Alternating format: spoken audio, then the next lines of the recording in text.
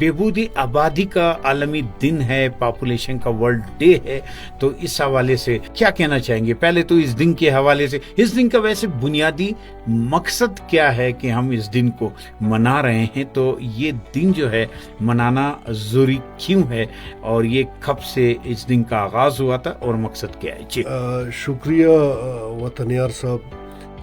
میرے خیال میں پچھلے 2 سالوں سے جب بھی یہ دن منعقد ہوتی ہے تو میں ضرور یہاں پہ شرکت کرتا ہوں. بالکل ویلکم. اور اس حوالے سے جو ہے اپنے خیالات کا اظہار بھی کرتا رہتا ہوں. جی دیکھیں، یہ ورلڈ پاپولیشن ڈے یہ پوری دنیا کی سطح پہ جو ہے 11 جولائی کو یہ دن منایا جاتا ہے. جی جس کا بنیادی مقصد یہی ہوتا ہے کہ دنیا کی بڑھتی ہوئی آبادی، اس وقت تقریباً 8 ارب کے قریب جو ہے دنیا کی آبادی پہنچ چکی ہے. 8 ارب جی ہاں. تو یہ ایک الارمنگ سچویشن ہے پوری دنیا کے لیے. جی اور اس کی وجہ سے ابھی جو ہے قدرتی آفات سے جو ہے لوگ، ہمارے حالات جو ہے وہ مین میڈ ڈیزاسٹرز کی طرف جا رہے ہیں. یعنی ہمارے انسانوں کے بنائے ہوئے جو ڈیزاسٹر ہے، آفات ہیں، انہی کی طرف ہم جا رہے ہیں اور ان سے متاثر بھی ہو رہے ہیں. جس کی واضح مثال آپ آج کل دیکھ رہے ہیں کہ شدید گرمی، اس طرح کی گرمی شاید میرے خیال میں کوئٹہ، اسپیشلی بلوچستان کے علاقوں میں، کوئٹہ میں ہم نے ہمارے تمام جو کہ یہاں پہ 75 سالوں سے اور حبس والی گرمی بالکل اس طرح کی گرمی ہم نے نہیں دیکھی ہے. اور اسی طرح گزشتہ جو سردیاں گزری وہ بھی آپ نے دیکھے. ابھی پاکستان کے مختلف علاقوں میں آپ بارش اور سیلاب بھی دیکھ رہے ہیں. جی بالکل. اور آگے جو ہے NDMA نے مزید جو ہے الرٹس جاری کیے کہ اس سے بھی حالات جو ہے وہ گمبھیر ہو سکتے ہیں. جی بالکل. تو یہ اس کی بنیادی وجہ اس وقت جو میں سمجھتا ہوں وہ ہے ہماری سب سے بڑی جو ہے وہ آبادی اس کی بنیادی وجہ ہے. دنیا میں آپ دیکھ رہے ہیں کہ غذائی قلت، صاف پانی کا کتنا مسئلہ ہو رہا ہے. ویٹیکن سٹی جیسے بڑے بڑے شہر جو ہے وہ خالی ہو چکے ہیں کیونکہ نہ زیر زمین پانی ہے، نہ ڈیمز ہے. اور یہی سچویشن آگے ہم جو ہے دیکھ رہے ہیں بلوچستان میں، اسپیشلی اگر ہم کوئٹہ کی بات کریں. جی بالکل. یا جن علاقوں میں جو ہے وہ پانی کی جس طرح سے ڈرلنگ کی جا رہی ہے، بور لگائے جا رہے ہیں وہ زرعی مقاصد کے لیے، تو ان کے نقصانات آپ دیکھ رہے ہیں. ان سب کا جو خمیازہ ہے وہ آگے مزید 5-10 سالوں کے بعد جو ہے وہ ہمیں نظر آنا شروع ہوں گے.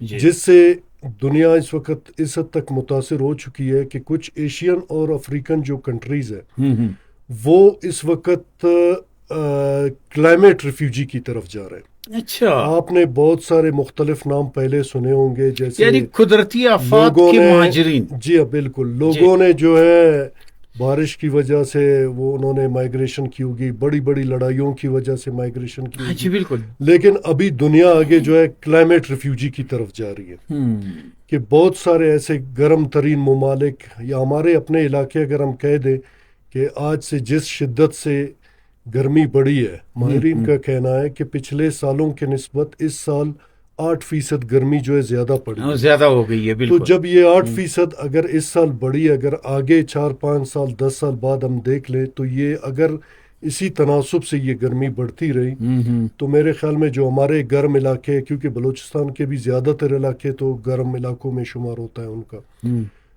یہ ہوگا کہ ان سب کا رخ جو ہے آپ کے جو سرد علاقے ان کی طرف ہوگا، جہاں پہ پہلے سے آپ اتنے مسائل کا شکار ہے. اسپیشلی اگر آپ کوئٹہ کی حالت دیکھ لیں، پانی دستیاب نہیں ہے، شہر میں رہنے کے لیے جگہ نہیں ہے، ٹریفک کا حال آپ کے سامنے ہے. ہاسپیٹلز میں آپ جائیں دیکھ لیں کہ جو ہے ایک ڈاکٹر کے لیے اس وقت مزے کی بات یہ ہے کہ بلوچستان کی، اگر میں صرف آپ کو بلوچستان کی ایک مثال دوں، اس وقت پورے بلوچستان میں 1000 پیشنٹ کے لیے 0.8 ڈاکٹر جو ہے وہ دستیاب ہے.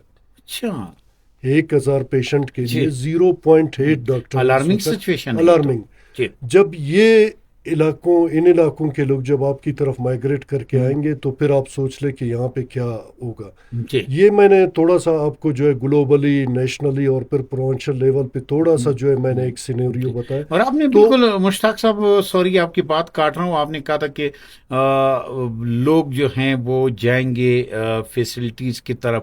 تو کوئٹہ جو کہ 10 لاکھ کے لیے بنا تھا 1935 کے بعد، آج اس کی آبادی جو ہے وہ 50 لاکھ تک پہنچ گئی، اور یہ سالانہ بڑھتی جا رہی ہے، کیونکہ دوسرے شہروں میں فیسلٹیز نہیں ہے، سہولتیں نہیں ہیں، گیس، بجلی، پانی، تعلیم، صحت، تو لوگ کوئٹہ بھاگ کے آ رہے ہیں. تو یہاں پہ بھی تو سچویشن بڑی یعنی نازک سی ہے. بالکل اسی طرح. تو یہ کچھ وجوہات تھی جو میں نے آپ کے سامنے رکھی کہ جس پہ پوری دنیا بھی پریشان ہے. دنیا کی بات اگر ہم چھوڑیں، اگر ہم صرف اپنے ملک پاکستان کی ہم بات کریں، اس وقت پاکستان جو ہے دنیا کی 5ویں بڑی آبادی بن چکی ہے. جی بالکل. پہلے جو ہے 5ویں نمبر، ہم 6 نمبر پہ تھے، 5ویں نمبر پہ جو ہے برازیل تھا، لیکن ان کو بھی ہم نے کراس کیا ہے. پچھلے 2 سالوں میں ہم 5ویں نمبر پہ آ گئے. اور اگر یہی تناسب جو ہے برقرار رہا، 2050 تک جو ہے ہم دوسرے یا تیسرے نمبر تک جو ہے ہم پہنچ جائیں گے. جی بالکل. ابھی آپ دیکھ رہے ہیں کہ ہمارے ساتھ جو ہے وسائل کا کتنا بڑا مسئلہ ہو رہا ہے، لیکن بدقسمتی سے جو ہے ہمارے پولیٹیشین ابھی بھی ان کا زور اس بات پہ ہے کہ ہم آبادی کم نہیں کریں گے کیونکہ NFC میں ہمارا حصہ کم ہو جائے گا. ہم وقتاً فوقتاً ان کے ساتھ ہمارے جو ہے ہم ان کو کے ساتھ ایڈوکیسی کرتے ہیں، ان کے ساتھ میٹنگز کرتے ہیں، ان کو کنونس کرنے کی کوشش کرتے ہیں کہ یہ جو NFC کا مسئلہ آپ لوگوں نے پاپولیشن کے ساتھ جوڑا ہوا ہے، آپ لوگ ہی اس کو چینج کر سکتے ہیں. چینج کر سکتے ہیں. پالیسی میکر آپ لوگ ہیں، آپ لوگ اس کے انڈیکیٹر جو ہے، پالیسی میکرز آپ لوگ ہیں، انڈیکیٹرز آپ لوگ بنا لیں. اس کو پاپولیشن سے ہٹا کر آپ اس کو رقبے کے لحاظ پہ بھی رکھ سکتے ہیں، یا کسی بھی اور اس انڈیکیٹرز آپ اس کے لیے ڈیولپ کر سکتے ہیں. جی بالکل. اگر یہی تناسب رہا، فار ایگزامپل ابھی گزشتہ ہماری ایک پروونشل ٹاسک فورس میٹنگ ہوئی جس کو ہمارے CM صاحب نے چیئر کیا. اس پہ میں نے جو میرا اسپیچ تھا وہ تھا ہی اسی چیز پہ تھا، زبردست، کہ بھائی اگر آپ لوگ کہتے ہیں پنجاب بھی اسی دوڑ میں لگا ہوا ہے کہ ہم آبادی کم نہیں کریں گے کیونکہ فنڈ کم ہوں گے، KP بھی اسی دوڑ میں لگا ہوا ہے، سندھ بھی اسی دوڑ میں لگا ہے، بلوچستان کے پولیٹیشنز بھی موجود تھے وہاں پہ. میں نے ان کو بھی مخاطب ہو کے کہا کہ اگر آپ چاروں صوبوں بشمول AJK اور GB وغیرہ، اگر آپ سب لوگ اسی دوڑ میں ہی شامل رہیں گے کہ ہم نے آبادی بڑھانی ہے کیونکہ فنڈ کم نہ ہو، تو ایک اور بھی وہ ہے جس کو کہتے ہیں پاکستان، اس کا بھی تو ہمیں سوچنا چاہیے. ہاں بالکل. جو کہ 6 سے 5ویں نمبر پہ آ گیا. آپ لوگ تو صوبوں کے حساب سے، پولیٹیشین اپنے حساب سے، فنڈ کے حساب سے سوچ رہے ہیں، لیکن اس ملک کا کیا ہوگا کہ جس تناسب سے اس کی آبادی بڑھ رہی ہے، اس کے وسائل گھٹ رہے ہیں. اسی وجہ سے جو ہے ابھی پاپولیشن کا وہ نیریٹو ہی چینج ہو گیا کہ 2 بچے خوشحال گھرانہ یا بچے 2 ہی اچھے. ابھی تو سمپل جو ہے وہ ایک آواز ہے کہ جو ہے متوازن خاندان زندگی آسان، یعنی کہ آپ اپنا فیملی جو ہے اپنے وسائل کے ساتھ جوڑیں.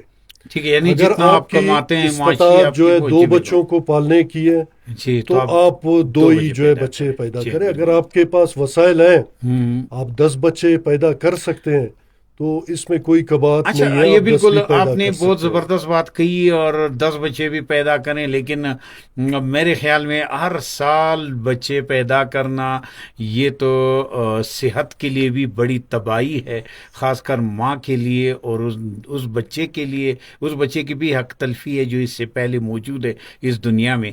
کیا یہ اچھا نہیں ہوگا کہ ہم ایک 3 سال کا وقفہ دیں، جس طرح کی قرآن کریم میں آیات ہے کہ مائیں اپنے بچوں کو اپنا ہی دودھ 2 سال تک پلائے. یہ دیکھیے قرآن حکیم میں ایک آیات ہے، باقاعدہ کہا گیا ہے.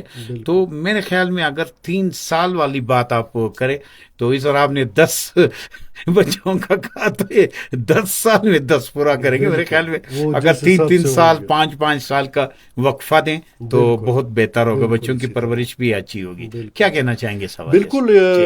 بالکل صحیح فرما رہے ہیں خلجی صاحب. جی دیکھیں، اگر اس کے پیچھے ہم دیکھ لیں، ہمارے پہلے جو چیف جسٹس تھے میاں ثاقب نثار صاحب، انہوں نے ایک اس طرح کا سوموٹو ایکشن لیا تھا.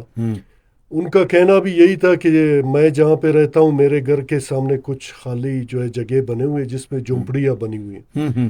وہ کہتے ہیں میں جب بھی گھر سے نکلتا ہوں ہر جھونپڑی سے 10 بچے نکل رہے جس کے نہ جوتے نہ کپڑے.